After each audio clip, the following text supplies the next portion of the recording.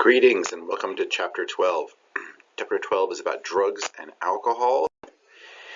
There's a new thing that just hit the news, I think it was yesterday, about a xylitol opioid mixture called Trank, a monster worse than fentanyl. So fentanyl was kind of hit the news a few years ago. It's an opioid. It's very dangerous. Even just a few like sand-sized pieces could be deadly to us, and so this is highly addictive, and it's hitting the streets. And so the drug enforcement at the federal level was kind of warning people about it. And so this brings up a lot of issues, like why are we addicted to drugs? And if we're addicted, does that mean the government should protect us from those drugs? And what is the best way of keeping people from using drugs? Is it putting people behind bars? Is it education? Is it rehabilitation?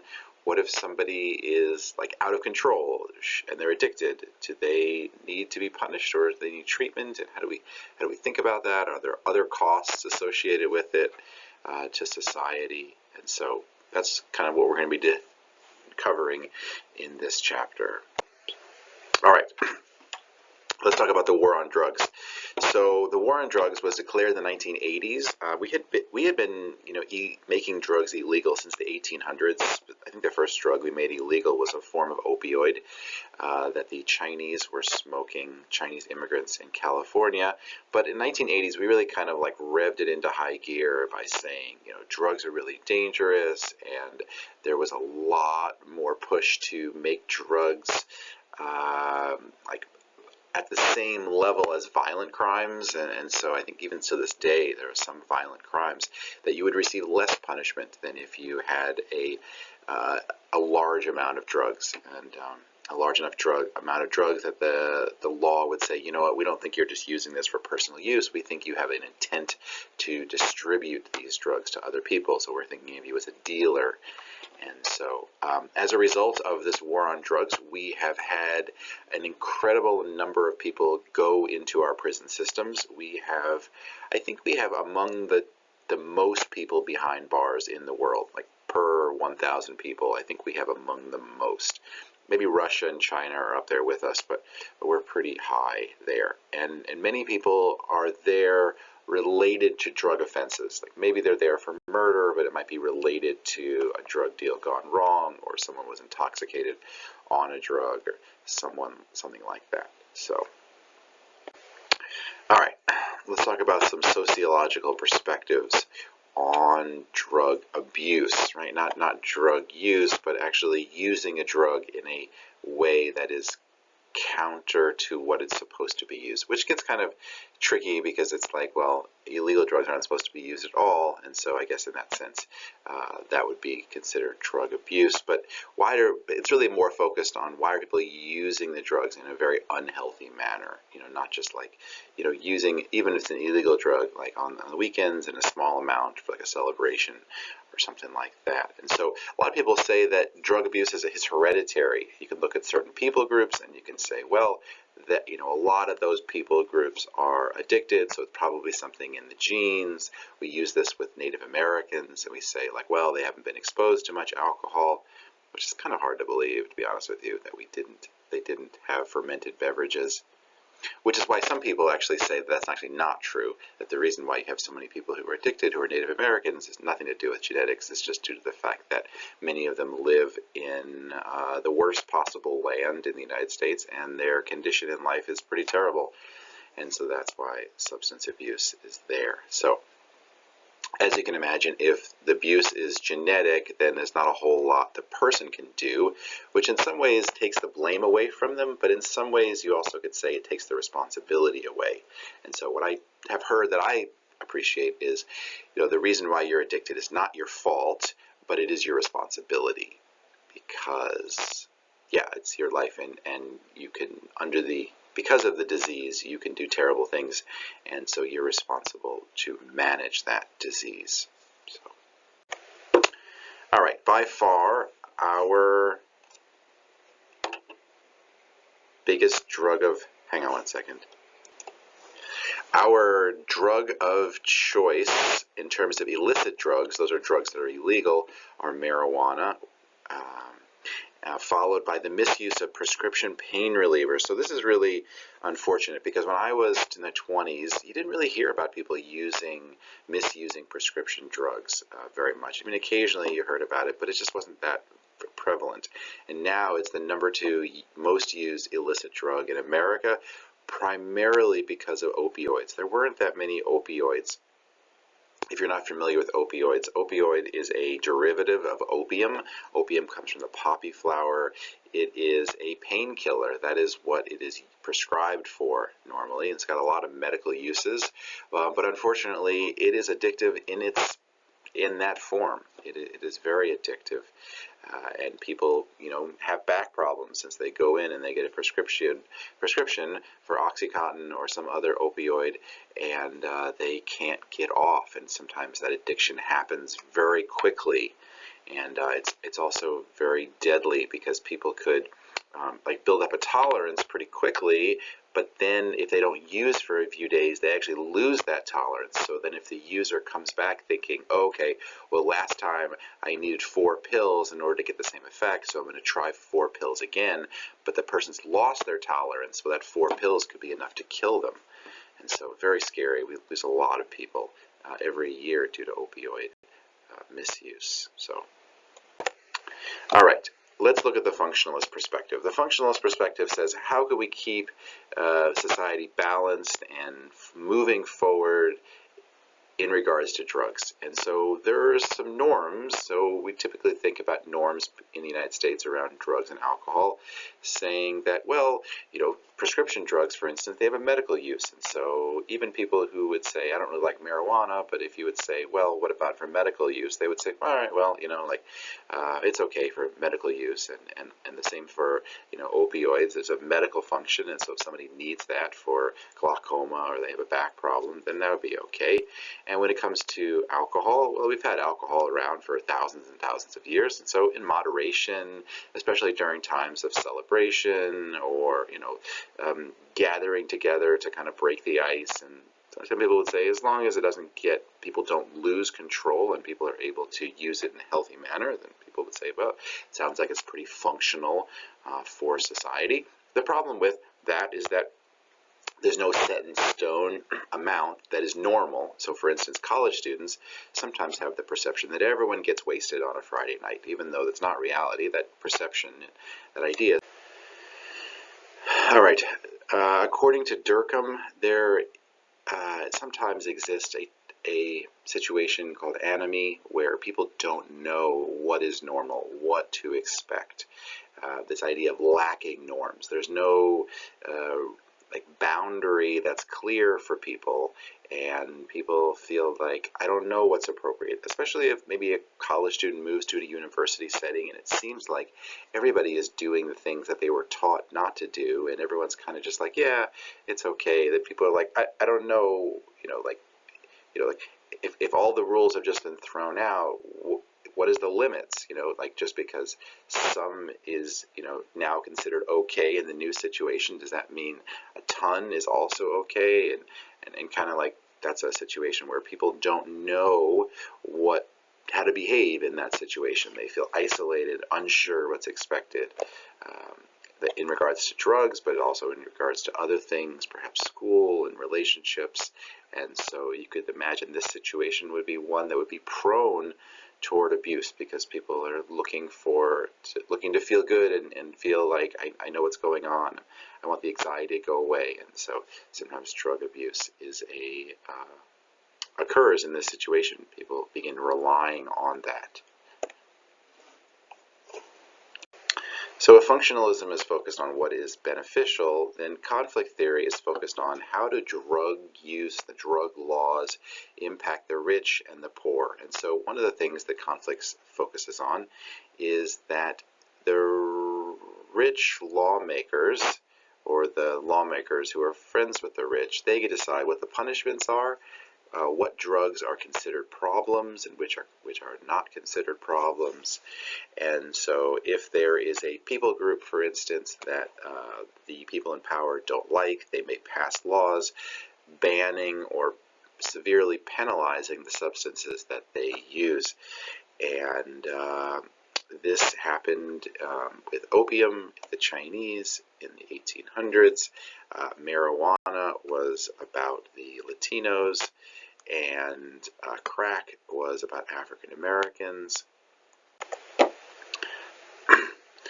The feminist perspective is going to focus on the unique experiences that women and minority groups and members of the LGBTQ have that are maybe not focused on as much, because the loudest voice in the room oftentimes comes from men. And so, unfortunately, there's a lot of women in the Midwest that are having a lot of issues with addiction, alcohol, opioids, and depression and anxiety, either related to that or the cause of that, or the symptom of that. And sometimes that doesn't get the attention that other drug use problems have in America, like alcohol abuse, for instance, because maybe that affects men more than women. The interactionist perspective looks at how the meaning of drugs is created in the situation in which people are at, right? And so, you may say that if mom and dad use alcohol in the home, then it's more likely that the kids are going to use alcohol. Why? Because they're being shown how to use alcohol, right?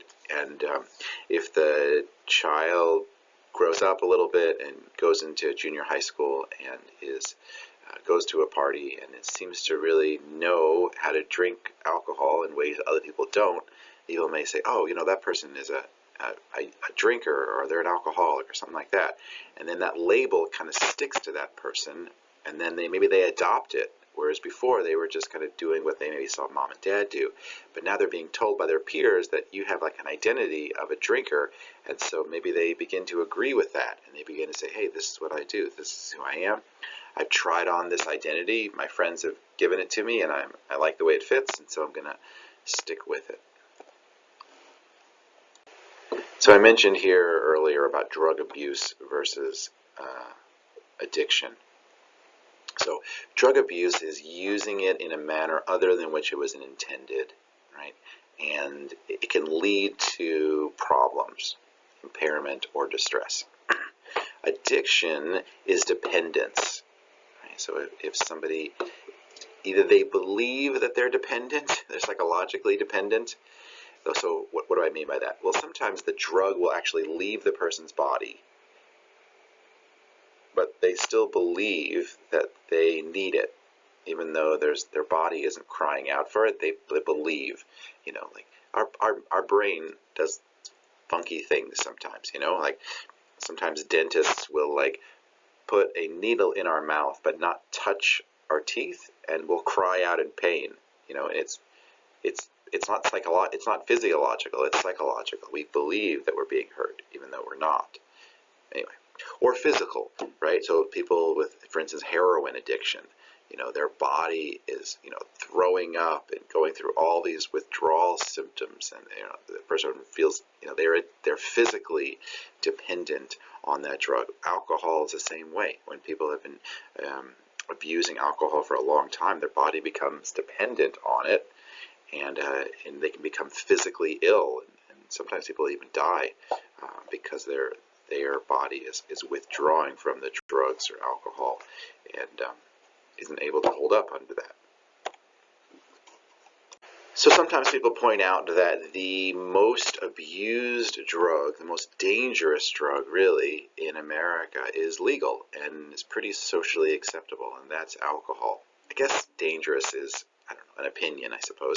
It's just that a lot of alcohol is associated with, like, drinking and driving, or getting into fights, rape, accidents on the job, things like that. Whereas I guess tobacco kills us more often than alcohol does.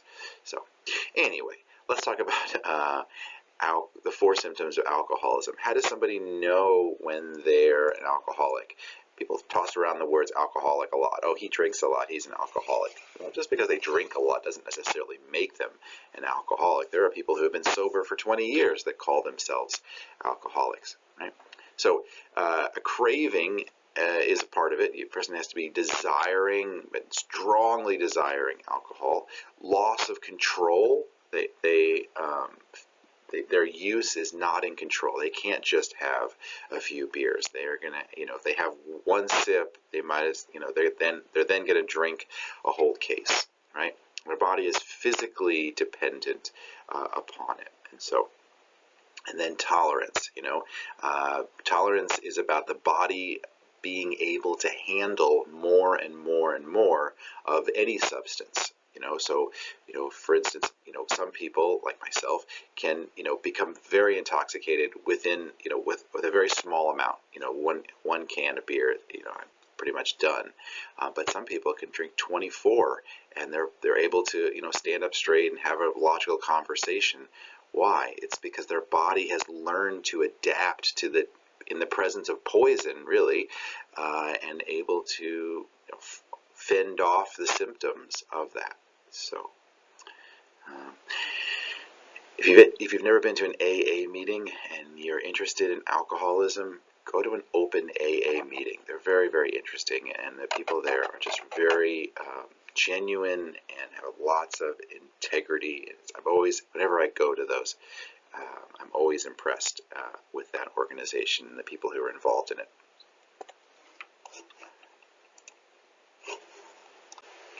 All right, tobacco is the number one killer, drug killer, I should say, in the United States, more than all other drugs combined. So even though at the beginning of this talk I mentioned, this trank that is very deadly because it has fentanyl and xylitol and heroin and all kinds of other stuff that just sounds really scary, and you're injecting it and it's creating sores and infections.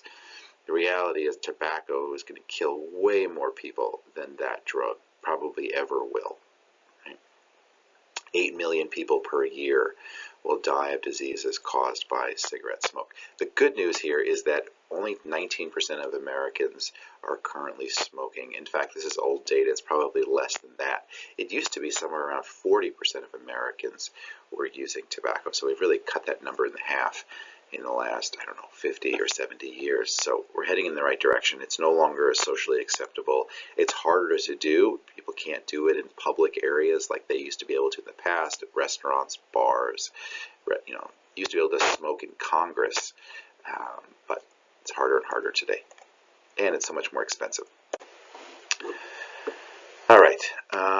So why is it that some people use and some people don't? Some cultures use, and some situations people do, and some people don't. And so there seems to be some patterns. For instance, it is highest among people from the Pacific Islands, including Hawaii, and among whites. And again, this is heavy alcohol use. So why is that? Well, some people would say that it's about when you leave your home and come to a new country, that's stress, and so you're going to look for some sort of comfort, and maybe that's alcohol, right? Some people would say it's about the fact that if you are poor in the United States, or even if you're middle class, but you've got a mortgage and you've got kids in band camps and science clubs, and you feel like I don't really like my job, but I can't quit because then we're going to be homeless and my kids are going to hate me, and so that may be related to stress there. And some people would say, well, it's related to the fact that it is tough being a minority in the United States because there's racism, it blocks you from educational opportunities, it blocks you from job opportunities, and, microaggressions and things like that. All right, let's talk about marijuana, the most commonly used illicit drug, right? So in the past year, about 4% of the world's population has used it. The interesting thing about marijuana, of course, is that now it is legal for recreational use in both Missouri and in Illinois. Most recently in Missouri, I think in this year, when it was made legal. And so it's interesting to see if that number will go up or go down. What are the effects? Marijuana can cause short-term memory problems, judgments, things like driving can become more difficult, paying attention. Chronic use can lead to addiction. It is not necessarily considered like a very addictive drug, not like opioid is, but most things can become addictive, especially if we lean on them to solve other problems. So for instance, if I'm having problems with my students and I'm always like using marijuana as a way of dealing with that, well, now I'm setting myself for an addiction. But you could say the same thing for like like sweets or sodas. If we're going to those things to solve the problem rather than actually dealing with the real thing, we're kind of setting ourselves up for that. Chronic use can lead to anything related to the bronchitis, coughing, emphysema, things like that. So on the other hand, they are using it also to treat things, like if someone has cancer and they are having a hard time with the side effects of the medication, or they have glaucoma or other things that people can use marijuana as a medical. Let's talk about opioids again, right? 91 Americans die each day from opioid opioid overdose. We actually have a training here at Shawnee College, or we as of this recording, we've been doing trainings on Narcan, which is, if you find somebody that appears to be overdosed, you can give them this medicine, and it will cause them to wake up out of the opioid overdose, right? This is something that's kind of related to what conflict theory would point out, and that is when the opioid epidemic was only a problem among poor, in this case African Americans, the public response was like, "You're bad. We're going to put you in jail." However, now it has spread to more affluent people, middle class, in this case white. Now we're saying, oh, now we need treatment, and we shouldn't be putting people behind bars because they're good people and things like that. And so that is obviously unfair, but that is the way that it went. This is really kind of the current big drug problem in the United States. We are taking steps toward it. We are encouraging doctors to give less opioids. If somebody only needs 2 pills, give them a prescription for 2 pills. Don't give them a prescription for 12. If they're training doctors more and people, encouraging doctors to not prescribe opioids. There's several opioid companies that have been sued by states because of the human toll that has been extracted due to the abuse. So hopefully the numbers will begin to drop. Drug use in the workplace is a problem, as you can imagine, if somebody is, say, on a job site, maybe they're in construction, or they're working near the roads, or they're doing something with heavy equipment. It is obviously very dangerous for themselves and anyone around them. But also, if somebody is just showing up to work hungover and they're unable to kind of do their job, it's expensive, and that is in lost productivity. So. Some professions have a much higher rate of drug use. Sometimes they use, people will drink on the job while building houses and that sort of thing. Although, most of your professional places will not, have that sort of a culture there. Let's talk about teens and young adults. Binge drinking specifically. So binge drinking is going to be when people are using a lot of alcohol in one sitting. And so I think that's like 5 for men and 4 for women. And the reason why it's different because women's bodies handle alcohol a little bit different than men's. Even though this is scary and it can be deadly, people can have alcohol poisoning, or they can drink and drive and have an accident related to that. If they can survive it, there's no indicator that they're going to have an alcohol problem afterward, or they're as likely to have an alcohol problem afterward, which just says that it's situational. When people are in college, again, kind of the mindset is, I'm in college once, I'm in my 20s, I'm going to party really hard, and unfortunately people die because of that. But if they can survive that, if everyone can survive that, people on the sides of the street, sidewalks with them, then that doesn't lead to problems afterward. So, and I also think that colleges have also cut down. I mean, SIU used to be a major party school, and now they don't have the Halloween celebrations that they used to. And fraternities have come under more pressure to cut down on binge drinking. So again, I feel like we're heading in the right direction on that one. So. All right, we have a variety of federal programs that are trying to deal with, drug control, trying to reduce the amount of drugs that are coming into this country, trying to reduce the number of people who want to use drugs in this country, trying to treat people who are, currently addicted to drugs, trying to convince other people who have not tried drugs yet to not use drugs. There is a push, been successful more recently. It has been around for a long time. I mean, the decriminalization, drug legalization movement has been around since I was born, and but only in the last 10 years has it really gained steam, and it is beginning to. Certain individual states are beginning to decriminalize drug use, and so. Decriminalizing is kind of a generic term. It just means that the drug is no longer doesn't have as many penalties with it that it used to have, right? And so in different states have different laws, which is kind of a problem because it's still illegal on a federal level, but sometimes the states will have different laws there. So that's a problem because, for instance, if people want to go buy drugs, say in Illinois, then they're going to have to use cash because the credit card companies will not allow them to buy drugs because the credit card companies don't want to be involved in illegal federal activity. So, it's kind of a cash-only business, which presents an issue for theft and things like that. So, anyway.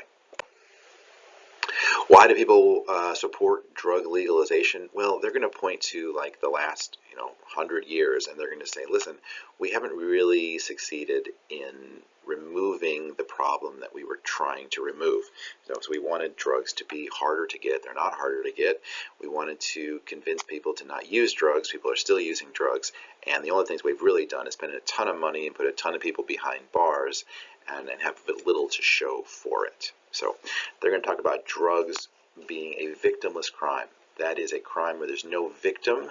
So, you have one person that's selling the drugs and they want to sell the drugs, and somebody else is buying the drugs and they want to buy the drugs, but a crime has taken place. And so they're going to say, well, who's the victim here? So, of course, you could argue and say that, well, the city, the family, those are the drug users. So other people would say that if you legalize it, then the health risks can be reduced. So, for instance, there are some drugs that just have a lot of just garbage in them because they're made in these back rooms, where people who are high on substances are just throwing all kinds of garbage into the pot and stirring it up, and they're cutting it with rat poison and just all kinds of terrible things.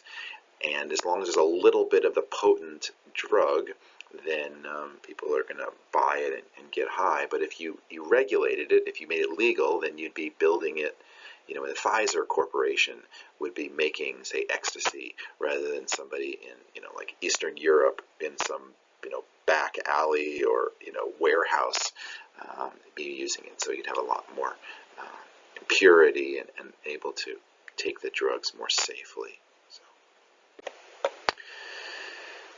Drug legalization is generally opposed by the medical and public health community, who argues that, hey, listen, drugs may be safer if we legalize them, but they're still bad, and drug use is going to be not only dangerous, just the substance itself, but how it's used. So, for instance, if you have communal drugs like heroin, where you have one needle and it's being injected into one person and then injected into the next person, it's a great way of spreading things like hepatitis or HIV. And then people when they're under the influence of drugs, are more likely to do risky behavior or criminal behavior that they otherwise would not. It seems to remove the inhibitions. All right, there are other people who say, listen, maybe legalization and criminalization isn't the best way of thinking about it. Maybe we can just say, what can we do to make this safer given the bounds the boundaries that we have. Like this is the harm reduction approach. Here would be an example. AA, Alcoholics Anonymous, is somebody that really advocates for abstinence from alcohol. You can't use, so the harm reduction would say, well, maybe people can't go completely sober, or they don't want to go completely sober, but maybe we can get them to just reduce the amount of harm that they're doing while using alcohol, like drinking less, or managing the use rather than trying to stop it. And so this is going to be things like needle exchanges, or changing the drug policies so that the judge has the option of putting somebody in rehab, or they have the option of putting somebody in jail. Sometimes they, or you can even give the person that option, right? And so, yeah, it's I think harm reduction sounds good to me, because sometimes people aren't ready to quit using, and so while they're using, let's try to reduce the harm that they're doing to themselves, so that when they get sober, they don't have all these other issues that were caused by their use. All right, drug treatment and prevention programs. So when somebody is ready to, well, hopefully they're ready. Sometimes people are forced to, and that doesn't usually work. In fact, it almost never works. If somebody is not interested in stopping their use, there's almost nothing someone can do to stop them. Anyway, so there's behavioral treatment. So you can go to support groups like AA or NA, or just lots of different groups that actually are incredibly effective. I think AA is pretty amazing because it has the budget, that's super low. It's very, very little money involved in putting on one of these meetings, and yet it's incredibly effective. For some reason, when people are surrounded by other people who have similar problems to them, they feel like they are supported, and they feel like they can stop doing what they don't want to do. So other things like family therapy, psychotherapy. Maybe people are using the drugs because they have other problems, and they're using the drug to mask that problem. Maybe they have depression, and they're drinking as a way of self-medicating their problems. So medication therapy, this is something that is like a, I'm thinking of a song, Methadone, where people have heroin addiction, and they can be given methadone, and that takes away the cravings. It doesn't make them high, but it takes away the cravings. And so as long as they have methadone, then they can maintain sobriety. Because that, there are other drugs that, not drugs, there are other medications that you can take that will make make you sick when you drink alcohol. And so drug testing programs, promoting sobriety in different workplaces, all these things can help with that problem. On a community level, there are laws like the Drug-Free Communities Act that is focused on getting older people to work with younger people to prevent them from using drugs, or if they've already using drugs and they're having a problem with it, that they would receive help in getting off of those drugs. Maybe went through some sort of school-based program for drug prevention. When I was in junior high, we went through DARE. Then there are other things that a community can do to prevent drugs. And for instance, if there are certain neighborhoods that there seem to be a lot of drug use and drug selling, focusing on what can you do to eradicate the selling and the using of drugs from that specific neighborhood. So sometimes that means fixing other problems in the community, like maybe that neighborhood is prone to drug abuse because there's housing issues, or there's crime issues in other ways. And so maybe that means putting extra police officers to patrol that specific area, or providing the community with pamphlets about what they can do if they have a family member or a friend who has a drug abuse problem. So, all right, well, that is the chapter on drug and alcohol abuse.